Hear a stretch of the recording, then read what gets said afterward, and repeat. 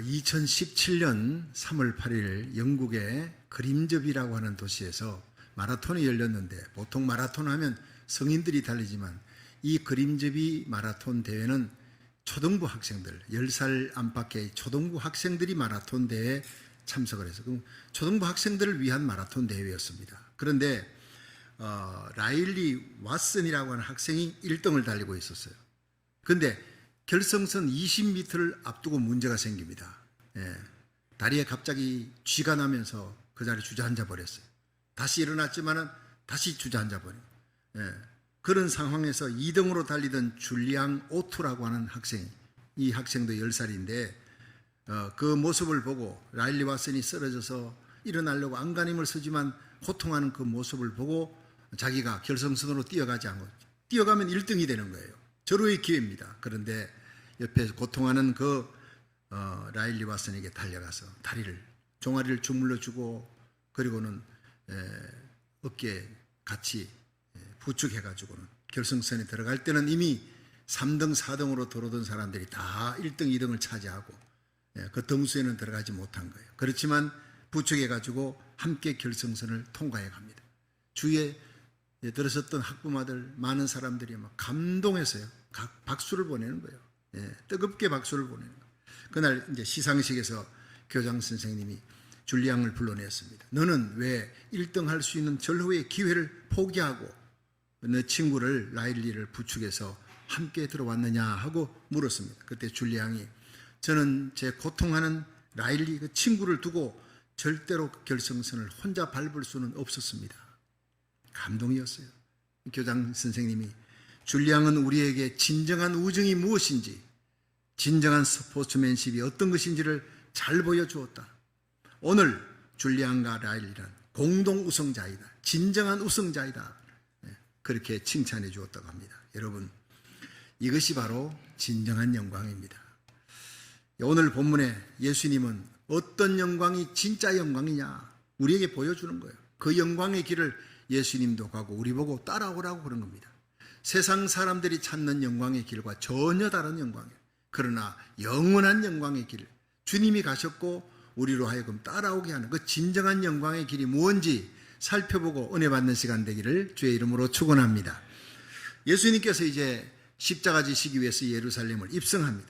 근데 많은 무리들이 환영하며 호산나 찬양하고 말이죠. 그리고는 이제 길가에다가 자기 옷을 벗고 예수님 오는 것을 환영하는 거예요. 종려나무 흔들면서. 그런데 그 많은 인파 중에 6월절 명절을 지키기 위해서 이방 사람들이 좀 끼어 있었어요. 그 중에 헬라에서 온 몇 사람이 빌립에게 청해서 우리 예수님 좀 만나게 해주시오, 그렇게 한 겁니다. 그런데 전설에 의하면 이 사람들이 에데사라고 하는 왕국에서 온 사람들인데, 에데사 왕의 아들이 문둥병에 걸린 거예요. 나설 수가 없습니다.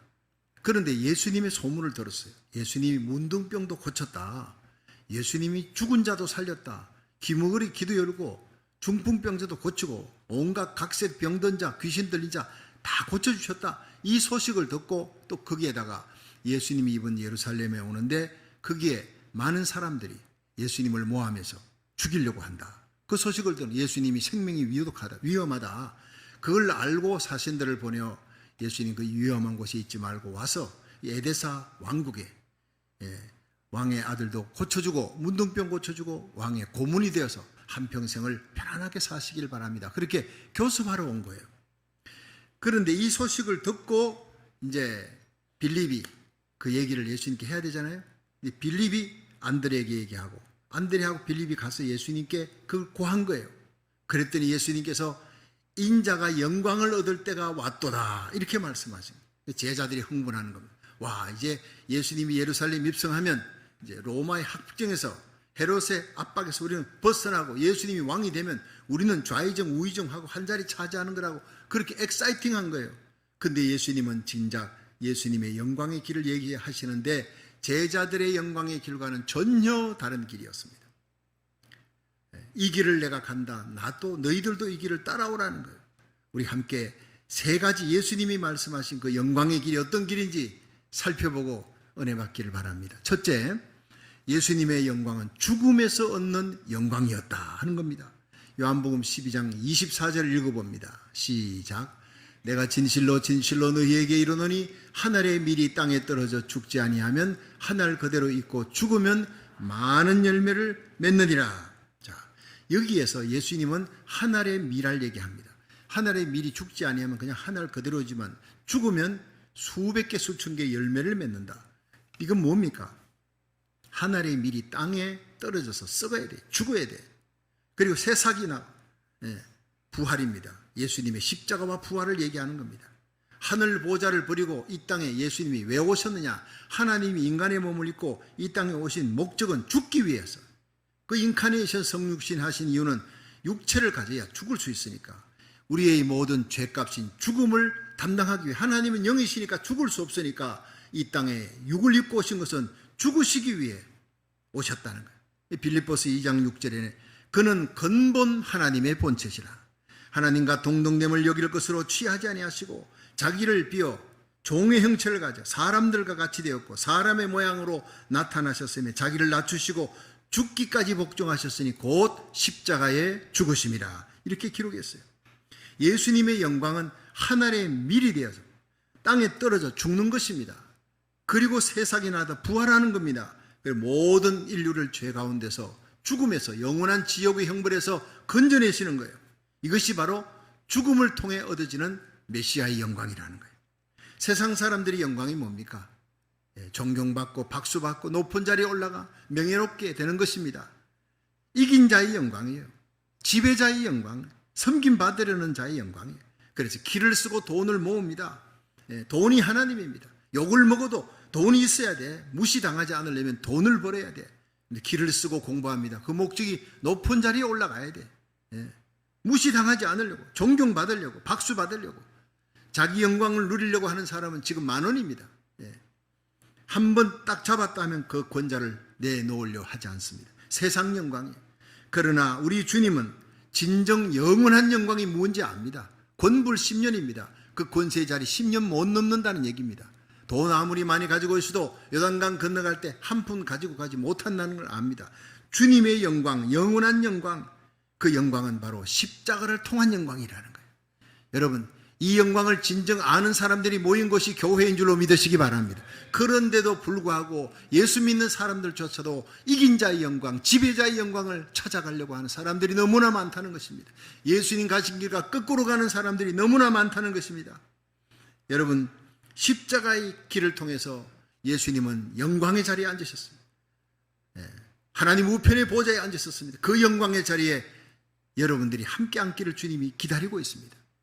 모두 함께 십자가를 통해 십자가의 길을 가면서 자기 희생을 통해 얻는 이 영광의 길을 함께 걸어갈 수 있기를 주의 이름으로 축원합니다. 오래전에 오하이오주의 어느 시골 마을에서 일어난 일입니다. 마을 언덕을 지나서 기차가 지나가는 철로가 거기 있었는데 갑자기 폭우가 쏟아지면서 그 철로가 무너져 버린 거예요. 그 상황에 이제 기차가 오면 많은 사람들이 죽습니다. 그러니까 기차는 그 철로가 무너진 거 보이지 않는 거예요. 언덕을 달려오는, 언덕으로 내려가면서 이제 철로가 무너진 것이, 그때는 이미 늦은 거죠. 근데 한 청년이 그것을 보고 어쩔 줄을 몰랐어요. 폭우로 이렇게 무너졌던 이 철로가 기차가 오면은 사람들이 다 죽을 건데 이거 어떡하지? 그러고 있는데 기적소리를 울리면서 모퉁이를 돌면서 이제 기차가 나타난 거예요. 큰일 났습니다. 순간에 그 청년은 많은 사람들이 죽게 생겼다. 이 사람들을 살릴 수 있는 길은 이 길밖에 없다고 자기 흰 와이셔츠를 벗었어요. 그리고 가지고 있는 칼로 다리를 찔렀습니다. 피가 조금 나는 거예요. 안 되겠다 싶어 깊이 찔렀는데 그만 동맥이 터져버렸어요. 피가 펑펑 솟구치면서 그걸 자기 와이셔츠에 다 적셔가지고 미친 듯이 흔들었습니다.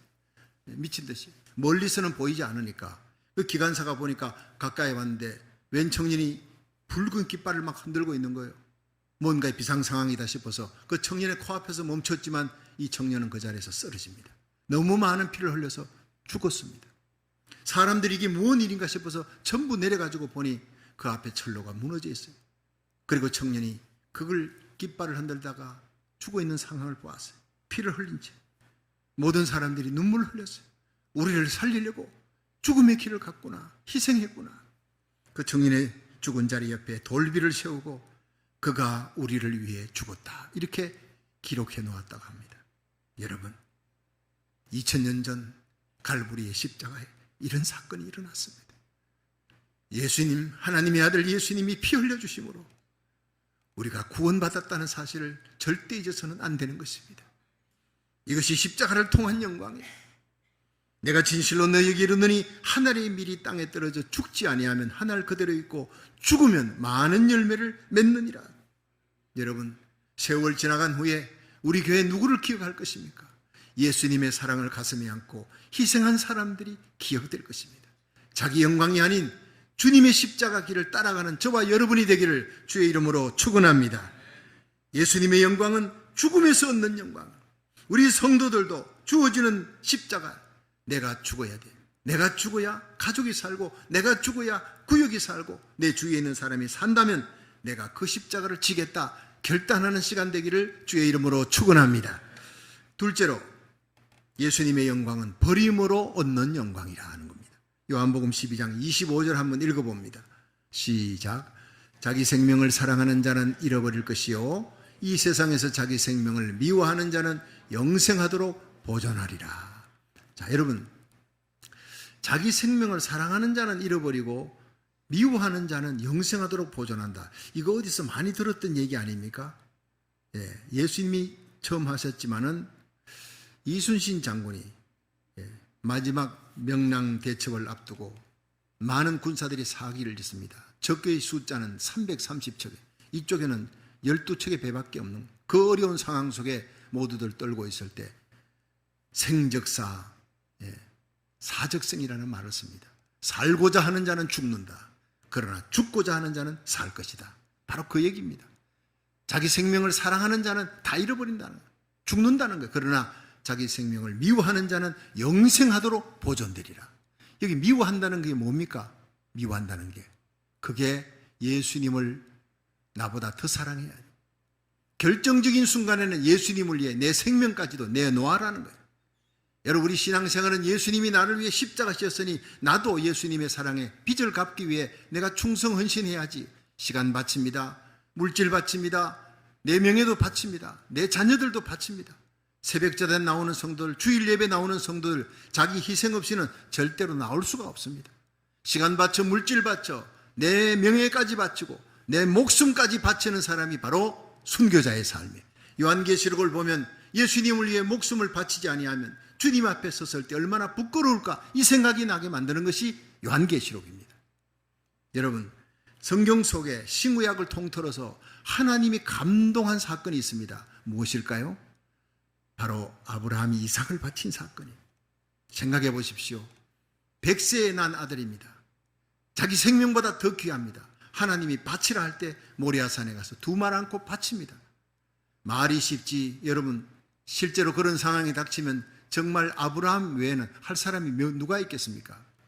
창세기 22장에 아브라함이, 하나님이 아브라함을 시험하려고 이렇게 했어요. 테스트하려고. 아브라함을 불러 내가 너에게 지시하는 산에 네 아들을 바쳐라는 거예요. 여러분, 그때 이 아브라함이 이삭을 바쳤을 때 이삭은 청년입니다. 점점점 나이가 들고 자라나면서 아기가 아닙니다. 그런데 그 아이가 자라나는 걸 보면서 세상의 기쁨이, 행복이 아브라함에게는 이삭이었어요. 제가 요즘 마음이 좀 착잡하고 우울할 때는요, 다 우리 손자를 봅니다. 동영상을 보내줍니다. 애들이 거의 저녁마다 할아버지 보라고 그냥 동영상을 이렇게 해가지고 막 우리들하고 대면하게 하는데, 할아버지 할머니 나오라고 이제 애가 이제 나옵니다. 그런데 이제는 반응을 해요. 반응을.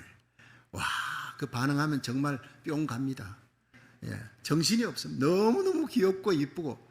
여러분, 손자를 가지지 않은 분들은 제 말을 이해를 못해요. 저도요, 많은 어르신네들이 아유, 목사님 손자 한번 가져보세요. 자식 키울 때하고 더 틀린데. 그래, 진짜더라고요. 얼마나 이쁜지. 그런데 아브라함이 이삭을 낳아서 키울 때 그 기쁨은 내가 가진 기쁨보다 훨씬 컸을 겁니다. 근데 하나님이 그 아이를 바쳐라는 거예요. 죽여라는 거예요. 버려라는 겁니다. 나를 위해. 얼마나 고민했을까요? 얼마나. 상상을 초월하는 고민입니다. 하나님, 차라리 날 데려가시지. 내 생명 달라면 난 지금이라도 줄 겁니다. 그러나 이상만큼은 안 돼요. 내 대를 이어야 되는데 바로 그거 아닙니까? 아브라함이 그 고뇌의 3일을 지나서 산상으로 올라갑니다. 모리아산에 올라가 그 아들의 옷을 벗기고 칼로 내려치려고 합니다. 참 기가 막힌 일 아닙니까? 그 순간 이 모리아산을 울리는 하나님의 음성이 들립니다. 아브라함아, 아브라함아, 네 손을 거두어라. 네 아이에게 손을 대지 말라. 이제야 네가 나를 경외하는 줄을 알았노라. 여러분, 신앙생활은 행동으로 나타나지 않는 것은 신앙이 아닙니다. 여러분, 이 아브라함이 이삭을 바쳤습니다. 아예 죽였습니다. 마음으로는. 하나님이 막으신 거예요. 됐다. 네가 이제 이와 같이 나의 말을 준행하였은즉 내가 너에게 복을 내릴 것이다. 하나님이 할 수 있는 복은 다 내려주셨습니다. 모리아산에서. 어떤 복입니까? 네 자손이 하늘의 별같이 땅의 모래같이 많을 것이다. 그 자손들이 대적의 문을 얻을 것이다. 너의 후손들이 모든 나라를 이기는 왕같은 제상이 될 것이다. 승리자가 될 것이라는 거예요. 그리고 또 하신 말씀이 내가 너에게 복을 주어 내 씨로 말미암아 천하 만민이 복을 얻게 하리라. 이 아브라함의 씨, 아브라함의 후손을 통해서 메시아 예수 그리스도가 난다는 것을 약속한 것입니다. 창세기 22장에. 그 예수 그리스도로 말미암아 예수님의 십자가 부활 사건으로 아브라함의 후손 예수 그리스도로 말미암아 천하 만민이 구원 얻는 역사가 일어나는 줄로 믿으시기 바랍니다. 그걸 예언한 것입니다. 그걸. 그래서 마태복음 1장에 1절에 아브라함과 다윗의 자손 예수 그리스도의 세계라 이렇게 나오는 겁니다. 구약에요, 죄를 찾아볼 수 없는 사람이 에녹입니다. 들림받아 올라가는 겁니다. 홍수 심판전에. 여러분, 죄를 찾아볼 수 없는 사람이 엘리야입니다. 들림받아 올라갑니다. 너무나 고결한 믿음의 사람이었으니까. 그러니까 에녹과 엘리야의 후손 예수 그리스도의 세계를 하면 얼마나 좋겠습니까? 그래야 돼야 되는 거 아닙니까? 아브라함이 뭡니까? 자기 부인을 사람이 두려워서 애굽으로 내려가다 팔아치운 사람 아닙니까? 그래서 나는 인신매매단의 이 조상이 아브라함이라고 웃으면서 얘기합니다. 불신앙 불순종입니다. 2번씩이나 그랬어요. 자, 그런데 이런 사건들 다 그냥 보면서 아브라함은 흠이 많습니다. 그런데도 하나님이 아브라함을 로마서 4장에 믿음의 조상이라 그렇게 칭송하고 세워주고 한 이유가 뭡니까? 모리아 때문입니다. 모리아. 모든 허물을 덮어버리고 아브라함이 자기 아들 이삭을 내 명령에 따라 순종하고 아들 이삭을 바쳤다는, 이거는 에녹도 못하는 일이고 여러분 엘리야도 못하는 일이었습니다.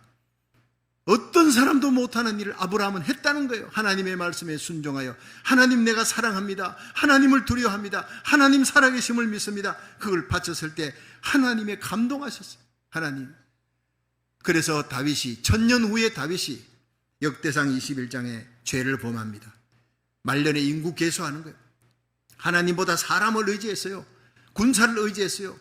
우리 단에서 부엘세바까지 내 휘하에 있는 군사들이 얼마나 되는가, 그걸 보고 인구 개수가 끝나자 하나님이 가선지자를 보내어서 하루아침에 7만 명의 군사들이 죽습니다. 네가 의지했던 거 다 뺏어간다는 거예요. 하나님 외에 의지하는 거 있으면 하나님이 다 뺏어서라도 하나님께서 버릇을 고치는 하나님.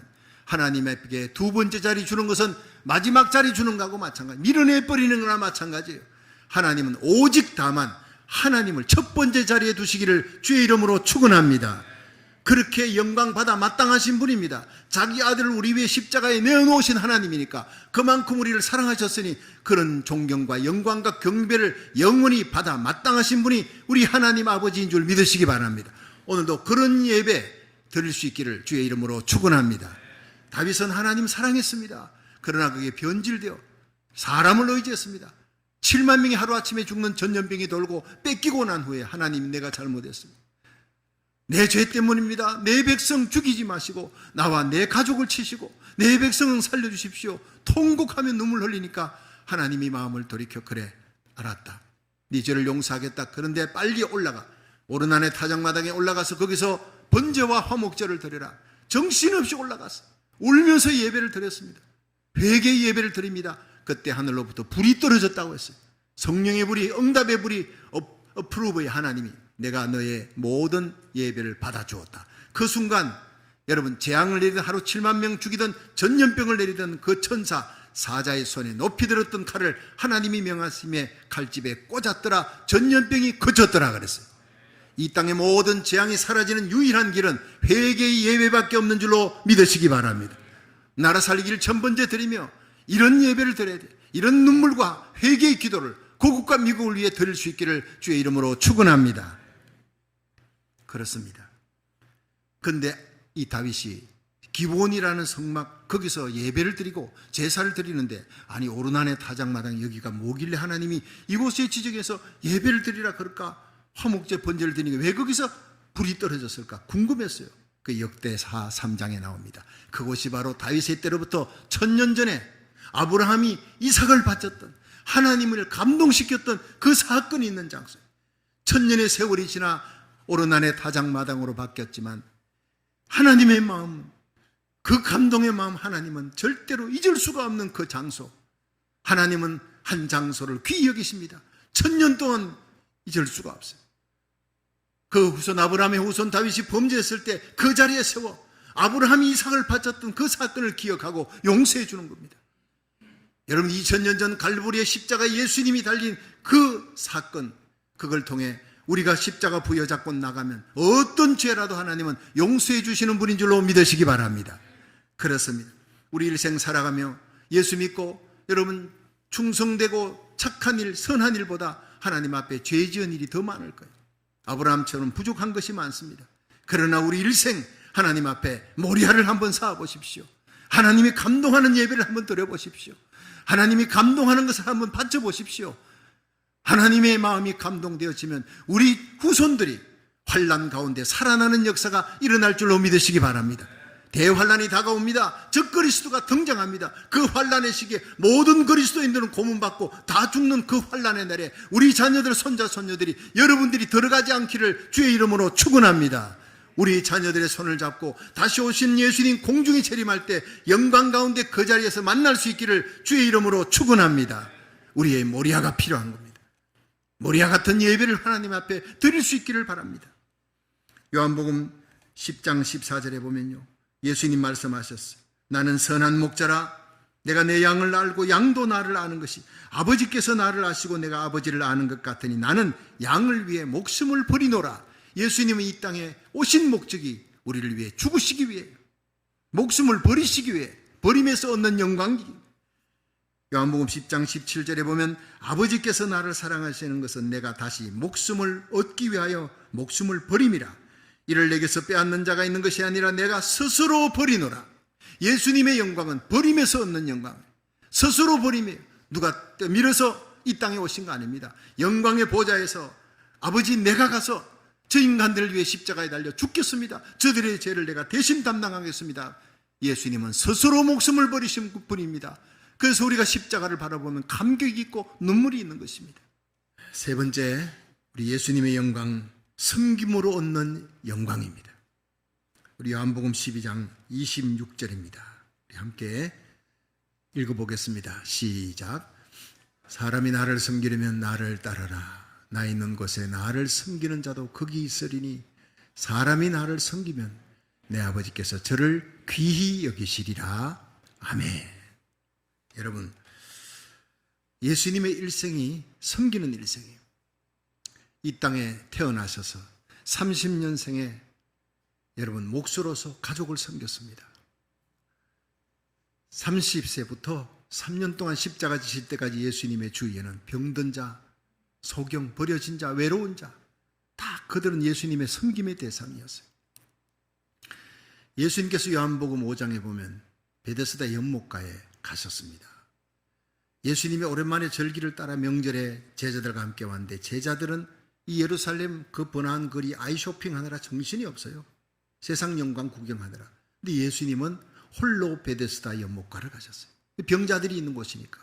거기에서 가장 외로운 사람, 그래도 병자들 주위에는 친구들이나 친척들이나 가족이 있는데 이 사람은 I have no man, 나는 나를 못새 던져줄 사람이 없습니다.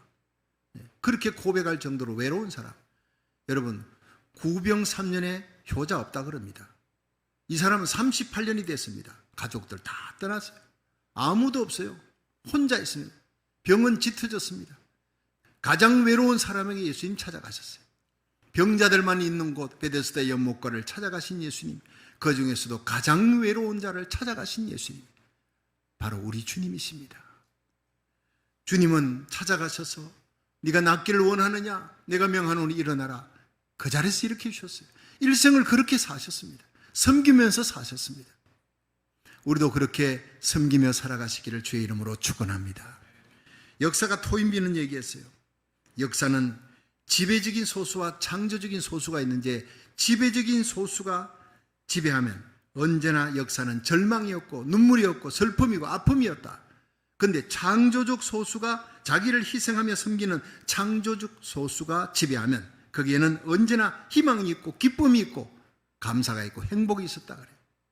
섬김을 받으려고 하는 사람이 많은 곳에는 질투가 있고 다툼이 있습니다. 슬픔이 있습니다. 절망이 있습니다. 그러나 섬기고자 하는 자, 무릎 꿇고 섬기려고 하는 사람이 많은 곳에는 화평과 감사와 희망과 기쁨과 행복이 넘친다는 거예요. 여러분의 심령이, 여러분의 가정이, 삶의 자리, 우리 교회가 섬기는 자가 많은 여러분 천국의 기쁨이 충만한 자리가 되기를 주의 이름으로 축원합니다. 우리 성도들은 예수님이 계신 곳에 누가 거기 있을 수 있는가를 알아야 합니다. 여러분, 예수님께서 말씀하셨어요. 나 있는 곳에 나를 섬기는 자도 거기 있으리라 그랬어요. 우리 예수를 구주로 믿음으로 구원받습니다. 믿음으로 예수님 곁에 있는 줄로 그렇게 믿고 있고 성경은 너희가 그 은혜를 인하여 믿음으로 말미암아 구원을 얻었다 그래요. 이것이 너희에게서 난 것이 아니라 하나님의 선물이라 행위에서 난 것이 아니니 자랑치 못하게 하려 함이라 믿으시기 바랍니다. 그런데 그 믿음의 열매가 섬김이라는 거예요. 예수님을 섬기는 자, 나 있는 것에 나를 섬기는 자도 함께 있으리라. 사람이 나를 섬기면 내 아버지께서 저를 귀히 여기시리라. 저와 여러분이 우리 자녀들, 우리 교회가 하나님 앞에 귀히 여김을 받으시기를 원하십니까? 섬겨야 합니다. 입으로 믿는다고 고백을 해도 정말 섬기는 삶의 열매가 나타나지 아니하면 그것은 가짜라는 것입니다. 정말 거듭난 사람이 성령으로 거듭났을 때는 내가 예수를 구주로 믿습니다. 그 십자가 보혈의 피로 죄사함 받았습니다. 나는 사랑의 빚진 자입니다. 섬기는 자는 우리 주위에 외로운 사람, 고통당하는 사람 섬기는 것입니다. 그것이 바로 주님이 말씀하시는 열매입니다. 예수님은 태어나서 죽는 날까지 섬기셨어요. 언제나 예수님은 섬기는 자를 찾으셨습니다. 주님은 말씀하셨습니다. 사람이 나를 섬기면 내 아버지께서 저를 귀히 여기시리라. 그럼 주님 보이지 않잖아요. 어떻게 섬깁니까? 주님의 핏값으로 주고 사신 교회를 섬기는 것입니다. 주님이 그토록 사랑하셔서 십자가 지신 예수 알지 못하고 지옥으로 가고 있는 그 불쌍한 영혼들을 섬기는 겁니다. 그들을 섬기고 구제하고 사랑하고 그들을 위해 희생하는 것입니다. 우리 성도들이 직분과 연륜이 더할수록 주님의 십자가 길을 따라야 되는데 정반대로 가는 사람들이 너무나 많습니다. 주님은 나 있는 곳에 나를 섬기는 자가 거기 있으리라. 사람이 나를 섬기면 내 아버지께서 저를 귀히 여기시리라 하세요. 우리 세월 지나갈수록 직분과 연륜이 더할수록 주님의 십자가 길을 따라가고 버림에서 얻는 영광, 죽음에서 얻는 영광에 섬김에서 얻는 그 영광의 자리에 함께 앉을 수 있기를 주의 이름으로 축원합니다. 1798년에 전 세계에 천년두가 창궐했어요. 이 코로나 팬데믹처럼 천년두가 창궐해서 많은 사람들이 죽어갑니다. 하루에도 수백 명씩 죽어갑니다. 그런데 제너라고 하는 과학자가 이 젖소에서 천년두 면역성을 가진 우두를 발견했어요. 그래서 사람들에게 주사하면 이 천년두에 대한 면역성이 생겨서 산다는 것을 학회에 보고했습니다. 엄청나게 많은 사람들이 모였고 그 유명한 학회에 보고를 했을 당시에 영국 학회 권위 있는 의사들이 말도 안 되는 소리 하지 마라. 동물에게 실험을 해서 성공했다고 사람에게 실험을 해서 성공한다는 보장도 없다. 그러니까 자기들은 뛰어난 권위 있는 이 학회 주인공인데 시골뜨기 의사가 제너가 그런 얘기를 하니까 말을 안 듣는 거예요. 시기도 있고 질투도 있고 하지 못하게 하는 거예요. 만일 그 학회에서 부결이 되지면 제너의 우두는 영영 빛을 보지 못할 정도가 아니라 많은 사람들이 천년도로 계속 죽어가는 겁니다. 너무나 안타깝게 여긴 이 제너가 다시 탄상에 올랐어요. 눈물을 흘렸어요. 여러분 제 말을 들어보십시오. 사람에게 이걸 실험해 본 적이 있느냐 물으셨죠. 저는 태어난 지 열흘 되는 거예요. 10살도 아닙니다. 태어난 지 열흘입니다. 그 어린 갓난아기에게 우두를 넣어서 내가 실험했습니다. 천년두 우두를 넣어서 실험했고 성공했습니다. 눈물 흘리며 얘기했어요. 그 순간 장내가 숙연해졌습니다. 결사적인 실험이었다는 거예요. 인류에게서 천년두를 없애고 수많은 생명을 살리기 위해 제니는 자기 아들을 희생시킬 각오로 실험을 했을 때 모든 사람들이 감동했던 겁니다. 그래서 천년두의 우두가 발견이 됐습니다. 많은 사람을 살리는 백신이 그렇게 만들어지게 된 겁니다. 천년두 하면 모든 사람들이 제니를 기억하게 되는 것입니다. 자기 아들을 희생하면서까지 많은 사람을 살리려고 했던 그 희생을 기억하고 섬김을 기억합니다. 이것이 바로 섬기는 자의 영광인 겁니다. 사람이 나를 섬기려면 나를 따르라. 나 있는 곳에 나를 섬기는 자도 거기 있으리니 사람이 나를 섬기면 아버지께서 저를 귀히 여기시리라. 여러분, 주님과 함께 영광의 자리에 앉기를 원하십니까? 영원히 주님과 함께 있기 원하십니까? 하나님께 귀히 여김을 받기 원하십니까? 그렇다면 주님 가셨던 그 영광의 길을 걸어가십시오. 죽음에서 얻는 영광, 버림으로 얻는 영광, 섬김으로 얻는 영광, 하나밖에 없는 우리의 삶, 우리의 생명이 주님과 함께 십자가의 길을 걸어 주님과 함께 영광의 자리에 오를 수 있기를 주의 이름으로 축원합니다.